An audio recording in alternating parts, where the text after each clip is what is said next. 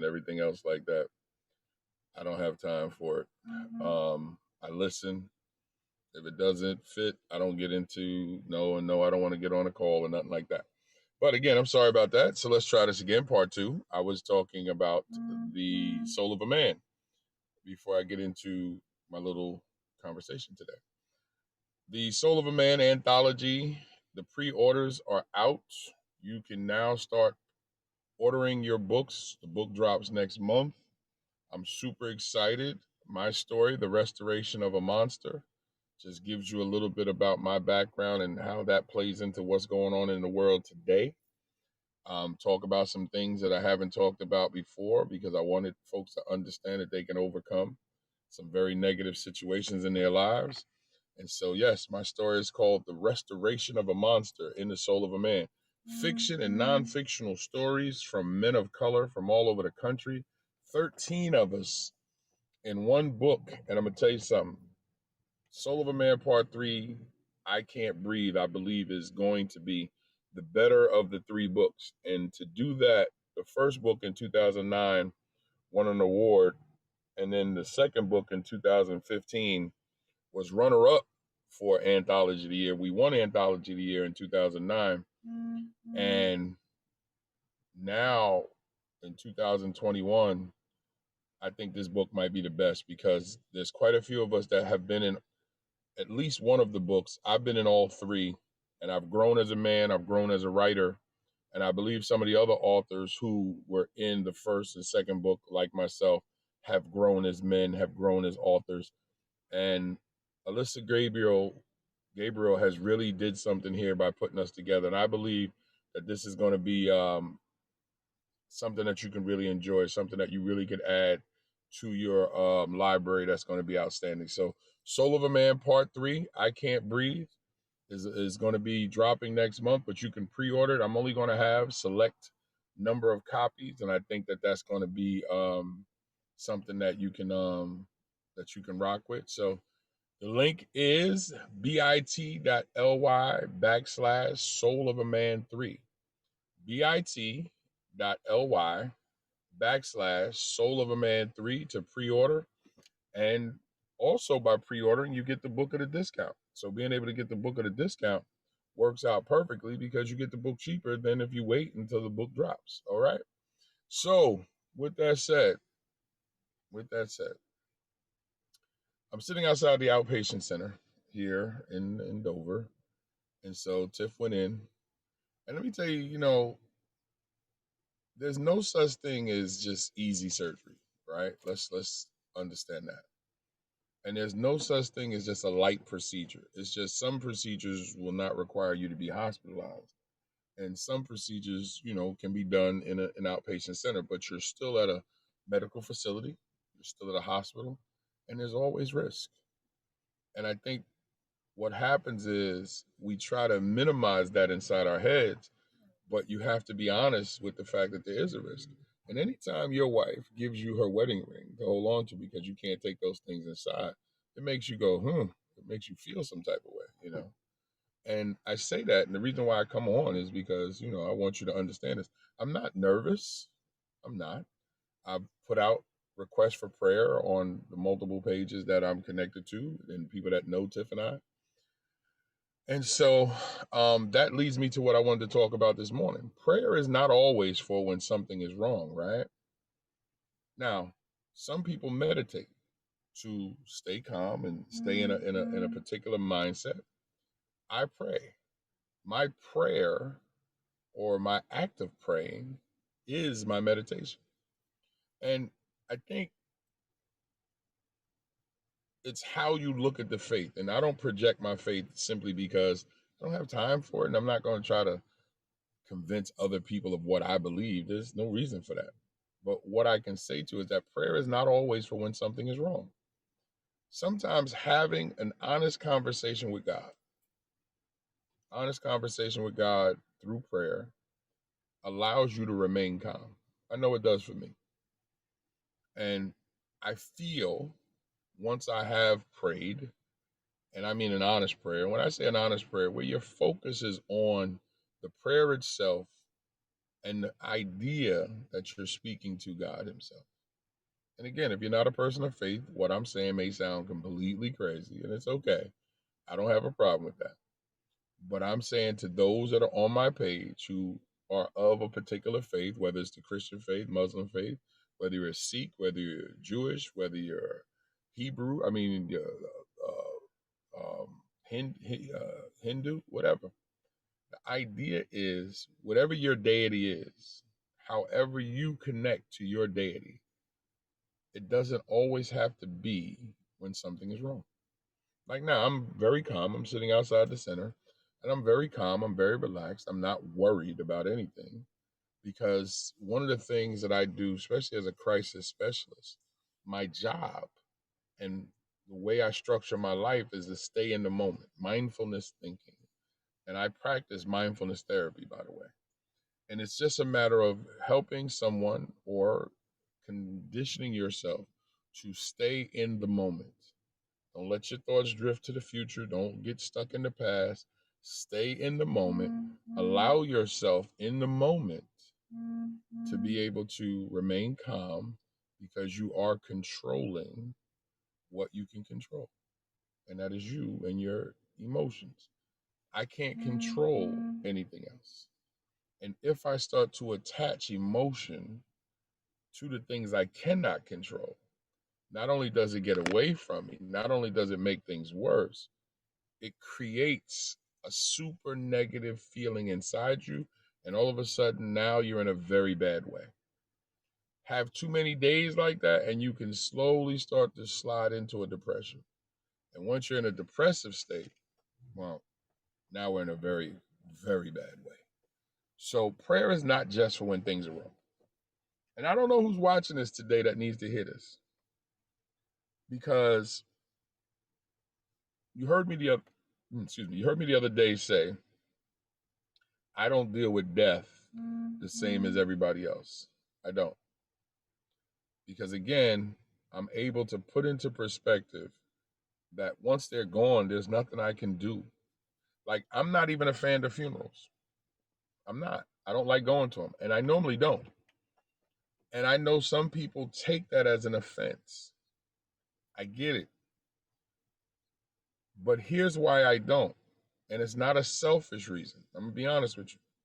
The reason why I don't go to funerals is I don't want to offend anyone because of my lack of emotion. I don't want anybody feeling disrespected that I don't react to death the way they are or the way they expect me to. And it creates a situation where people will then say to you, you don't care. Do I or don't I? How do you know that? Because I'm not reacting the way that you think I should act? And why go through all that when it's better for me just to stay aloof, be there if people need my assistance, offer my assistance, and then go from there? Offer my condolences, which I always do. But I keep my distance because I know I'm built differently when it comes to situations like this. It's also why I do what I do. So right here, right now, and then people want to equate your reaction to how, like, what your position should be. So you don't love you don't love this person, you don't love your wife, you don't know that's not even a situation. Because I'm not getting nervous don't mean I don't love my wife. But once she walks into that center, this is where faith comes in for me. Once she's out of my care, my immediate environment, it's on God now. And I got to live with that and be okay with that. And I know to some people that makes no sense. And I know to some people they don't feel as if they're where they should be if they don't have that emotion. I get it. But like, again, I'm going to ask, this is one of the questions sometimes I'll ask in therapy sessions. What can you do once the person leaves your environment? And they struggle because they know the answer, but I'll wait. And then they say nothing. And I go, okay, so if there's nothing you can do,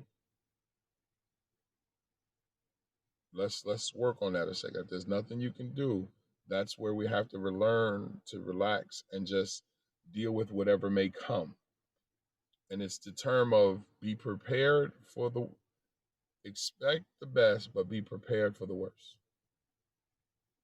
Expect always have a positive expectation. Always think positive as best you can, but always be prepared for whatever may happen. And no one is ever prepared for the bad things, but you can be. Because once you consider the outcomes, good and bad, you can be prepared. Now, the emotion is something different. I also tell folks that let's take emotion off the table a second. And I know that's hard to do for some people when you say let's take emotions off the table, but you have to just to be able to look at something for what it is. I guess that's here in Delaware, that's the fire signal, I believe. I think Tiff explained that. Hold on a second. And why I look like I'm right near the Western Tower, it's right over there. It'll be about 30 seconds. So, and I don't know if y'all can hear me over that again. I apologize. I don't control it. And so, one of the things that I've realized when we talk about, oh Lord, hold on.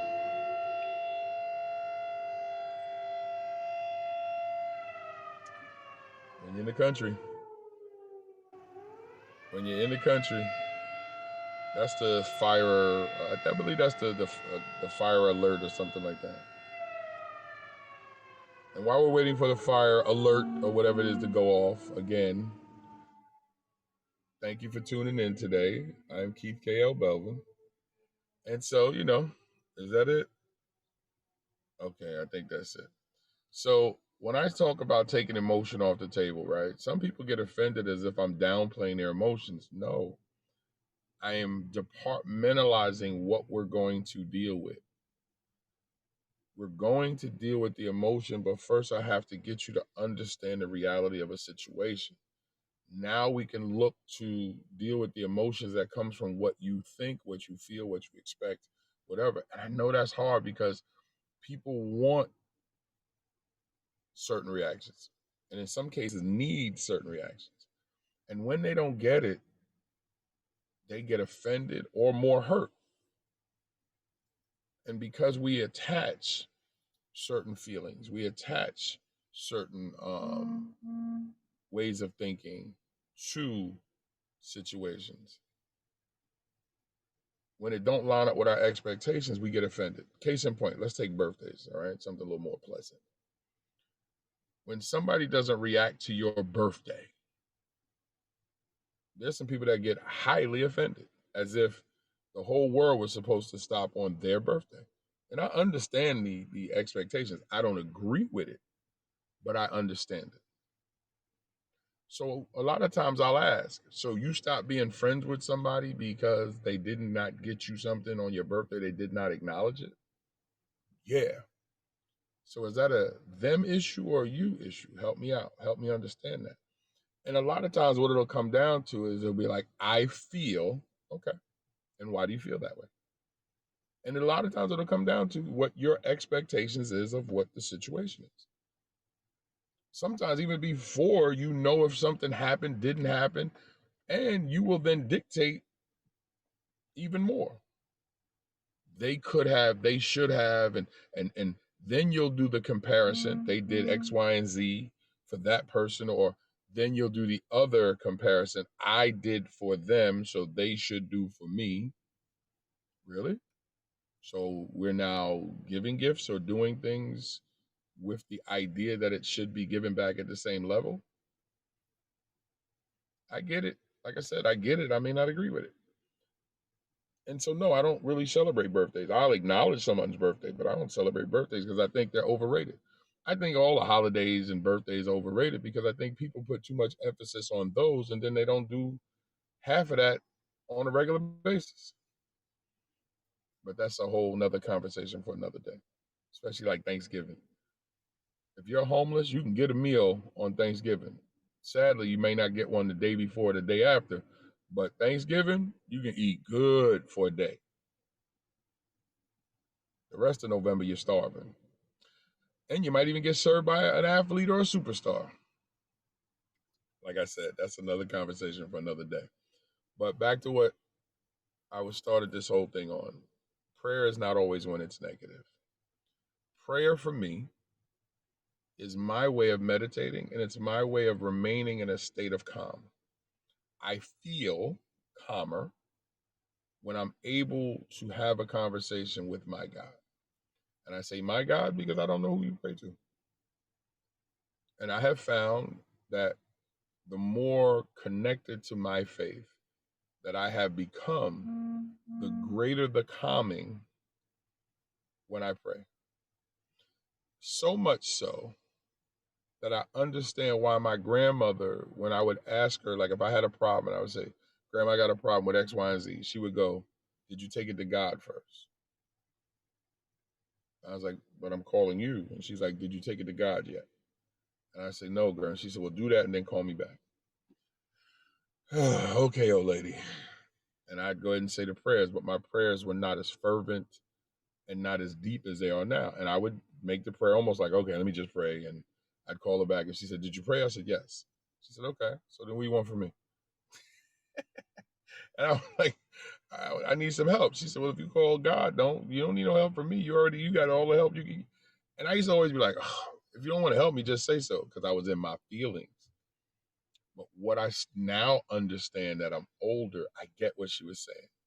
So then I would kind of turn around and say, I know God is going to help me, Grandma, but I just need some advice. Can you give me some advice? Okay, what do you want, boy? And then she would go ahead and tell me whatever she's going to tell me. But I get it now what her initial thought process was. Her initial of did you take it to God? And I get it. And I think that's the thing that you start to understand as you get more connected to whatever your faith is. So I don't know who needed to hear this morning. First, again, let me just say thank you to all of you for the prayers for Tiff. I appreciate that. I have her phone and stuff in here, so either they have to call me or she'll just come on out. But you know, it is just a colonoscopy. I want to check and make sure everything is okay. But you know, and that's another thing too, medically wise, ladies and gentlemen, especially men. Ladies, y'all go. Doctor tell y'all to get a colonoscopy or upper GI, y'all go. But to my men, listen, brothers, and now, especially men of color, you should be doing it over 40. I had my colonoscopy in 2017. So 4 years ago, I was 49. Yeah, I was just turning 50. And, you know, I didn't have no reservations. I was like, look, if it's going to check out whatever needs to be checked out, let's go. And they found a polyp and removed the polyp, which could have turned cancerous. So again, and I had no problem with it. And I hear all the foolishness that I hear, the excuses that men make. Yo, I ain't going to have no tube put in my booty. Bruh, you act as if you're going to be awake and homeboy is going to be laughing and laughing at you as they insert the tube. Stop watching Pulp Fiction. You're not Marcellus Wiley. or Marcellus. What was Marcellus? Not Marcellus Wiley. What was his name? Marcellus. Not Marcellus. So stop it. Stop turning everything into a sexual situation or a homophobic situation. If there's a medical procedure that can help find out if you have the potential of something wrong, go do it. Do not wait until you are dying or wait until you got blood coming out of areas that is not supposed to have blood coming out of, or something is wrong and now you're being reactionary instead of being proactive, excuse me. So to all my brothers out there over 40, it used to be wait until you're 50. No. If you have a diet that includes meat and you are a man of color, you at 40, even 35, should have a colonoscopy just to make sure that there's none of the preceding things in place. Diverticulitis is real for men of color. Colon cancer is real for men of color. Cancer itself is real for men of color, but yet we don't get checked out because we turn procedures into homophobic fears. I don't want no tube in my behind. Okay, okay. So they just gonna lay you down on the table and somebody gonna jump on top of you and hump you, huh? That's what's hot in the streets? Really? Stop. Stop it. Come on now. Grow up. Because I guarantee you, get the bad word that you have something that you now want to get rid of, or worse, it's progressed to a stage where there's nothing that can be done. Now, I just lost two people last week. My teammate died of cancer. We didn't know. He never said anything.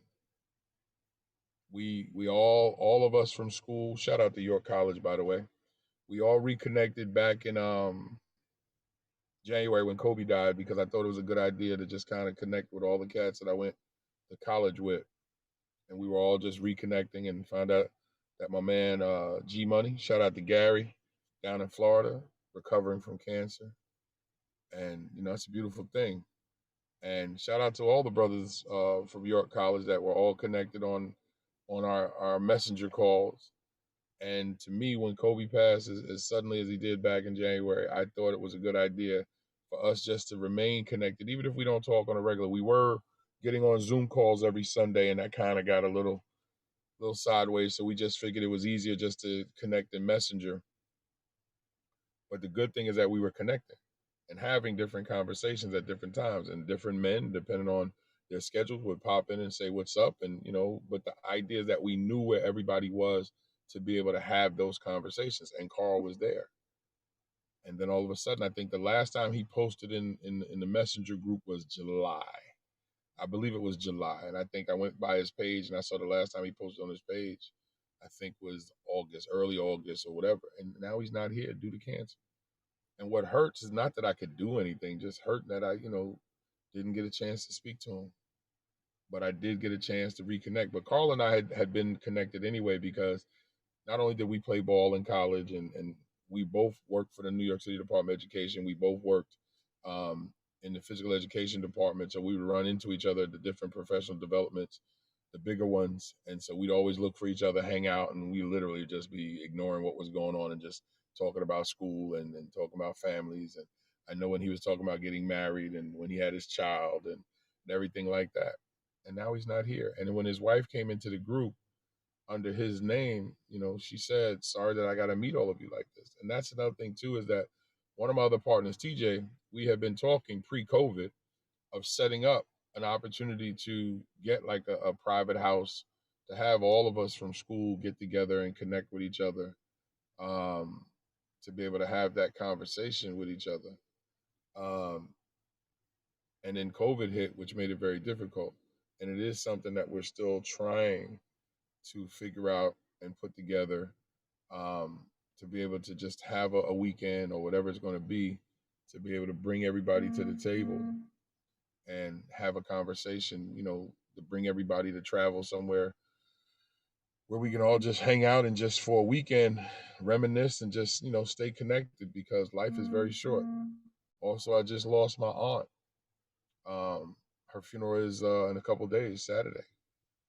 And her and I talk every month because we published her book, her math book, and she was super excited because all these schools in Michigan were ready to do business and purchase copies, and she was sitting on a monster, and she had just finished the second math book because she had just talked to me last month and said, "Keith, I'm super excited. I'm pretty much finished. I'm just working on the cover design. I got the next math book. I'm ready." And then she had an issue, gallstones or whatever, and then had a liver issue. And that quick, within 2 weeks, from my understanding of when she basically had something wrong, she was gone. Now, that doesn't mean that the problem wasn't there over time, but from when I found out on Monday that, hey, your aunt is in a bad way, she was dead by Thursday. And then, of course, going back and talking to my other aunts and whatever, and they was like, well, a couple of weeks ago, she wasn't feeling well. And so either way, in a couple of weeks, a person is dead. And that's what I want you to understand. Listen, prayer is not just when things is wrong. Prayer helps you just to remain calm, just to be able to get out some of that negative emotion if you have it. And sometimes it's there just to comfort you in a way, just to say, okay, I need somebody to talk to who, even though you may not get a response. And I know, listen, if you're not a person of faith, I know it's going to sound crazy that you're talking to, as you're going to think it, the air. And as some of my non believers and my atheist brothers, shout out to Troy, who he keeps the heat on Christian folks. But to folks who don't believe, one of the first things they're gonna say is, "Okay, you just praying to some cloud person." Okay, I get it, and you're well within your rights to feel that way. And I'm still gonna love you. Shout out to Troy. He keeps the heat on Christians, but I love him. Good dude. And the one thing I love about Troy, if I need him, he'll be there for me. And another thing that I love about Troy is that he's honest about how he feels, but he doesn't sugarcoat his feelings, and his feelings have merit because of what he went through. I respect that. Even though we don't agree, even though we are on opposite ends of the spectrum when it comes to the Christian faith, the reason why I love him is that he's honest, he's a caring dude, and hey, Big Juice, he's a caring dude, and okay, he just doesn't believe in the Christian faith. Okay, I have a problem with that. And he attacks those when you come on, and not attacks, but he goes in. So when you come in and push back against him, you better be ready. Oh, appreciate you. Appreciate you. Thank you so much. And so I just want to say that to anybody watching. Hold on one second.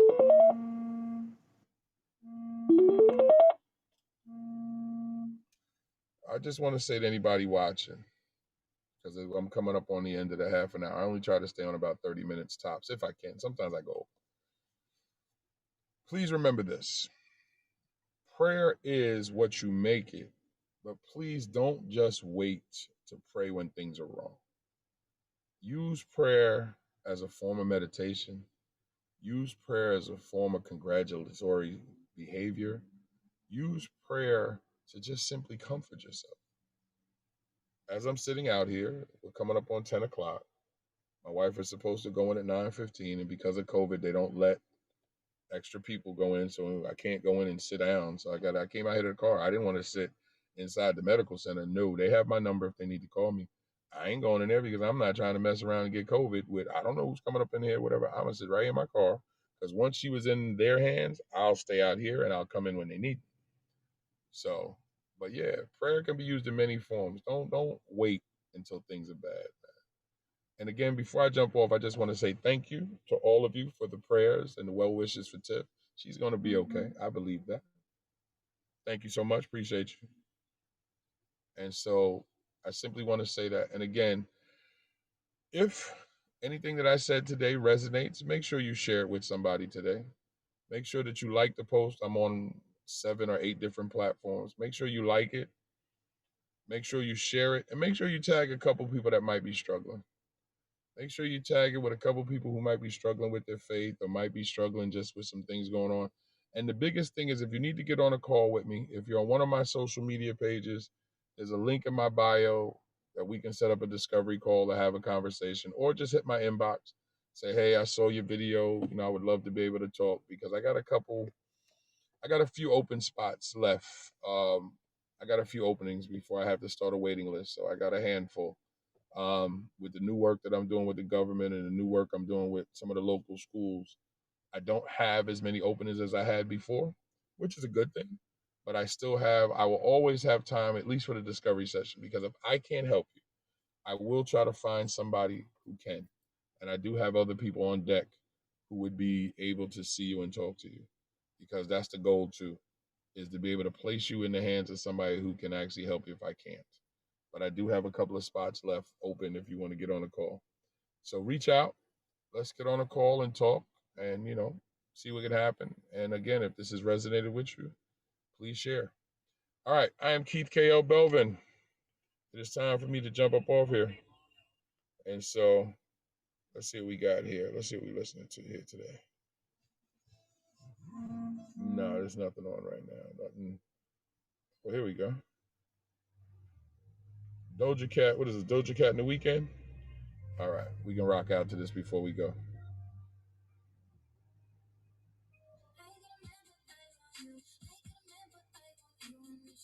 Have a good day, guys. I'll at you in a little bit.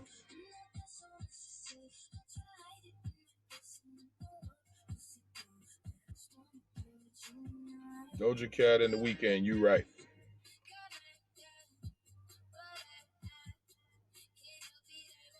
Music is another good way to deal with whatever might be going on. I use music all the time. Have a good day.